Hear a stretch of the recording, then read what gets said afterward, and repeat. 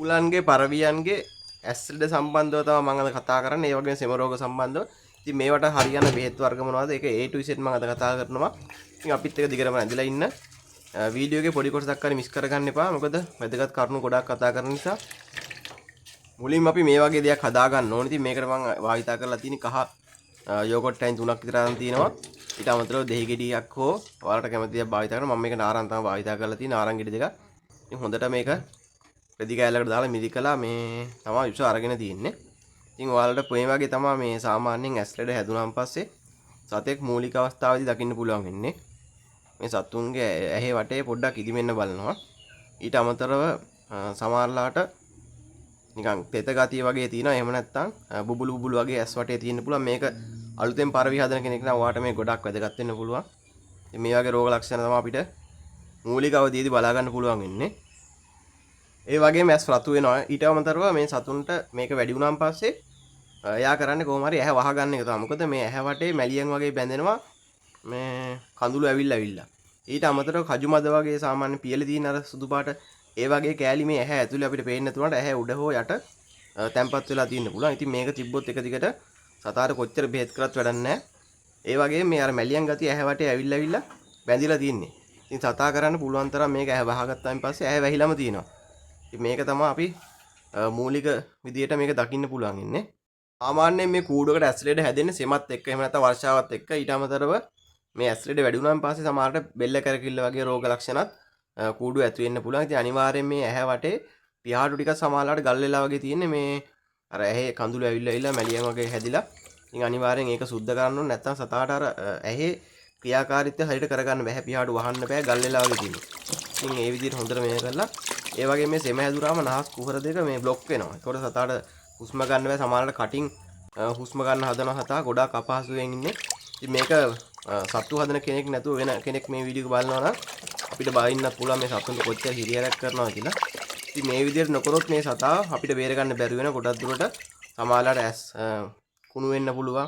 ඒතකොට සමහරවිට ඇස් වල සුදු එන්න පුළුවන්. ඉතින් ඒ වගේ ගොඩක් දේවල් එන්න පුළුවන්. මේ කුකුලන්ට නම් ගොඩක් දුරට මේ සුදු එන්න බලනවා මේ ඇස් ලෙඩ ආවන් පස්සේ. ඒ වගේම අපි අර වීඩියෝ එකේ මුලදී පොඩි ධාවනයක් හැදුවානේ. මේකේ මේ නාරං හෝ දෙහි හෝ පොතු පවා අපි අතින් හොඳට මිරිකුවාන් පස්සේ ඒකේ සැරගතිය එනවා. ඉතින් කහවලත් විස බීජ නාශන ගුණයක් තියෙනවා. ඉතින් අර මේ විදිහට නාවලි වලලා ඇස් වලට බින්දු දෙක ගන්න වගේ දාලා අවුවට දානවා. එතකොට මේකෙන් මේ අවුව දිහා ඒගොල්ලෝ බලන් ඉන්නකොට අර දොඩම් වල තියෙන සැරත් එක්ක මෙයාගේ ඇස් වලින් තව කඳුළු ඇවිල්ලා ඇස් හොඳින් පිරිසුදු වෙනවා. බයෝසිරින් කියන මේ බේත් එක ඇත්තටම මේ හොඳයි. රුපියල් 225ක් විතර සෙමට ගොඩක් හොඳයි. ඊට පස්සේ මේ සුදු පාට පෙත්තක් වලට වෙනවා පැන්ඩෝල් වගේ. මේක සිප්ලොක්ස් එක. ඊට පස්සේ වලට පේනවා කොළ පාට වගේ මේ පෙත්තක් තියෙනවා. ඒතර මයික්‍රෝඩෝස් DT පෙත්ත තමයි අනිත් එක තියෙන්නේ. ඇස් පිරිසුදු කරන්න මේ සිප්‍රෝ එකත් මම ගන්නවා. මේක අයි ඩ්‍රොප් එකක්. මේ ටික ඕගොල්ලෝ විශේෂයෙන්ම අහගන්න. මම මේ සතු 4 දිනකට ගැළපෙන ප්‍රමාණය තමයි මම හදාගන්නේ. ඉතින් එක සතෙකුට මිලිලීටර 5 ගන්න තමයි වතුර දෙන්නේ. එතකොට මේ මිලිලීටර 20ක් තමයි මම වතුර පුරවගෙන තියෙන්නේ. එක සතෙකුට මයික්‍රෝඩෝෆ් DT පෙති භාගයයි තමයි දෙන්නේ. ඊට අමතරව මේ බයෝසිලින් එකෙන් යෝගට් හැන්දකට වඩා ටිකක් මේ ලොකු හැන්දක් තමයි මම භාවිතා කරන්නේ. ඉතින් ඒකෙන් කුඩා කොටසක් මම මේකට දානවා. සතා කෑම කන ප්‍රමාණය අඩුයි වගේ ඔයාලට හිතෙනවා නම් සතාගේ බර අඩු වෙනවා කියලා හිතනවා අනිවාර්යෙන් මේ ට්‍රීමයිසින් B එක දෙන්න. මොකද මේ කටුලෙට හැදෙන්න කලින් මේක දීගත්තොත් සතාගේ ප්‍රතිශතීකරණයත් හොඳයි. ඉතින් අර ඇස් ලෙඩෙන් සතා දුර්වල වෙන නිසා මේක දුන්නාන් පස්සේ ටිකක් මේ සතා පණ ගහලා එන්න පුළුවන්. මේ බේට් ටික දෙනකොට අනිවාර්යෙන් දවස් 3 වෙනකොට ඔක්කොම ටික අඩු වෙනවා. ඉතින් අර සාමාන්‍ය මූලික අවදියේ සතෙක් ඉන්නවා නම් ලෙඩේ හැදිච්ච සමහරවිට දවස් දෙක වෙද්දිම හොඳ වෙන්නත් පුළුවන්. ඉතින් මම මේ බේට් ටික මේ විදිහට තමයි සතුන්ට ගිල්ලවන්නේ. සිලින්ජරේ මේ නැති වුණා. ඇත්තටම මේ මොකක්ද උනේ කියලා හොයාගන්න බැරි වුණා. මේක තිබ්බනම් ඊට ලේසි. හතර නාට දැන් බේට් ටික පොවලා තියෙන්නේ ඔක්කොම. දැන් ඊට පස්සේ අපිට තියෙන්නේ මේ විදිහට අයි ඩ්‍රොප් එක මං කියවන සිප්‍රෝ එක. තවත් ඇස් ටික මේක දැන් මම සුද්ධ වෙනවා. මේ ඊට පස්සේ මේක දාලි කරලා සත්තු ටික මම කූඩුවට දානවා. හතර දෙනා දාලා තියෙන්නේ කූඩුව කෑලි හතරකට. ඉතින් ඒ විදිහට තමයි මම හදාගෙන තියෙන්නේ. වෙනම මේ ලෙඩ හැදුණොත් දාන්න වෙනම කූඩු ටික තියාගෙන තියෙන්නේ. මේ විදිහට සේරම බේට් ටික දානවා. 3 විතර වෙදි තමයි මම ඊට සත්තුන්ට කන්න දෙන්නේ. උදේ ඉඳන් ටිකක් බඩිකින්නේ තමයි තියලා තියෙන්නේ මේ නැත්තම් අර කන්න බලන හොරයි ලෙඩ ගතියත් එක්ක මම වල පේන සත්තු ටික කනවා. ඉතින් දැන් ආයේ බේට් ටික දැන් දානවා. මොකද මේ තව ටිකකින් වැස්සොත් එහෙම මුකුත් කරගන්න දෙයක් නැහැ. ඉතින් මේ අවසට දෙන්නේ සිප්ලොක්ස් එකෙන් එක සතුකට භාගය ගන්න ගිල්ලවනවා. ගිල්ලෝල ඉවරලා ඉතින් වතුර ටික දෙන්න සතුන්ට. මේ විදිහට බේට් ටික ඔක්කොම පිළිවෙලට දීලා ඉවරලා ඊට පස්සේ දැන් මේ අර හොඳම අමාරුච්ච සතා තමයි ඉස්සෙල්ලා දැක්කේ. දැන් ටිකක් සාමාන්‍ය හොඳ වෙලා. ඉතින් ඊට පස්සේ මේව දීලා ඉවරලා අර අයිරොප් එක උදේ දැම්මාගේ සිප්‍රෝ එකෙන් නැවත S2කට දානවා. එතකොට ඉතින් අර ඇහි තියෙන හිස බීජ ටික සේර විනාශ වෙනවා. මේ කූඩුවේ වීඩියෝ එකක් මම කරලා නැහැ පරිවිය ගැන. මේකේ මේ ඉස්සෙල්ලා කුකුල්ලු ටිකක් හිටියා. ඒකේ වීඩියෝ එකක් නම් කරලා තිනවා. මේ ඉන්නේ කල්ලි 6ක විතර පැටවු සෙට් එකක් ඉන්නවා.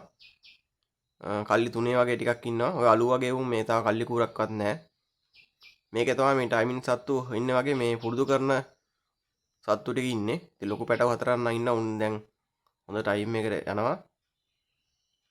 මේ වගේ පොඩි රාක්කයක් ගහගත්තා නැත්තම් මේ ජරා කරනවා කෑම ටික. මේ කුඩින් අර බකටේ තියලා කෑම ටික දානවා මේ කුඩින්. කෑම ටිකක් දැම්මම දැන් බඩින් ඉන්නේ සත්තු ටික. මේ වැස්සෙන් දැන් මුකුත්ම කරගන්න බෑ. හරි අප්පිරිය කූඩේකට යන්න. කූඩුවත් අස් කරගන්න ඕන. මේ තියෙන්නේ මගේ ලෙඩ හැදින සත්තු ටික දාන කූඩුව. මේක කෑලි 4ක් තියෙනවා. එහා පැත්තේ තව කෑලි දෙකේ එකක් තියෙනවා. ඉතින් මේ සත්තු ටික නම් මේ ගොඩාක් කට්ටිය දැකලා තියෙනවා. මම වීඩියෝ බලපු කෙනෙක් නම් මේකෙත් මේ ඔක්කොම මේ එලවන්න උඩ ටයිමින් යන හොඳ සත්තු තමයි ඉන්නේ. ඔක්කොම මහ සත්තු ඉන්නේ. මේ පැටව ගන්න සත්තු ඉන්නේ. අත්තරම සත්තු ලොකු ප්‍රමාණයක් දුන්නා මේ ටිකේ. මේ සත්තු 25ක් විතර ගොඩක් විකුණුවා. මේ සත්තු ප්‍රමාණයත් වැඩි. පැටව නම් සේරම දුන්නා. මේ අර අවශ්‍යම පැටව දෙක තුනක් තමයි කූඩුවේ තියාගත්තේ.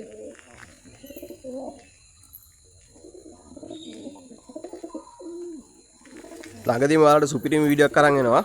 නාගරකෝවිල් ජෝඩුවක් ගෙනාවම ඒක වීඩියෝ උත් අරන් එනවා. පැටව දෙන ටිකක් මේ ලොකු එකක් ඉන්නේ වීඩියෝ එකක් දාන්න. ඉතින් ඒ වගේම තව මේ පැටව දෙකක් ඉන්න එහා කූඩුවේ දැනට දවස් 10ක් විතර මම ට්‍රේනින් එකේදී පැය 5ට කිට්ටු කරලා දවස් දෙකක් හිටියා. ඉතින් කැමති කෙනෙක් ඉන්නවනම් එළවලුණක් දෙන්න පුළුවන්. මේ පැටව දෙක විතරයි දැනට දෙන්න ඉන්නේ. ඉතින් අවශ්‍ය කෙනෙක් ඉන්නවනම් එකක් කියන්න. ලොකු කරන්නේ නෙවෙයි සාධාරණ ගානකට දෙනවා. ගොඩ දවසේ ඉතින් ඔයාලට වීඩියෝ එකක් කරන්න බැරුව ගියා. මේ දවස්වල වැස්ස වැඩත් එක්ක ඉතින් බුලත් කොටුවල වැඩ ආරම්භය තියෙනවා. ඉතින් ඒවත් එක්ක වීඩියෝ එකක් කරන්න ඇත්තම වෙලාවක් තිබුණේ නැහැ. ඉතින් අදට ඔයාලගෙන් සමු ගන්නවා. ඉස්සරහට ළඟදිම මේ නාගරකෝවිල් ජෝඩුවෙන් වීඩියෝ එකක් අරන් එනවා. ඉතින් අදට ගිහින් එන්න. සුබ දවසක් හැමෝටම.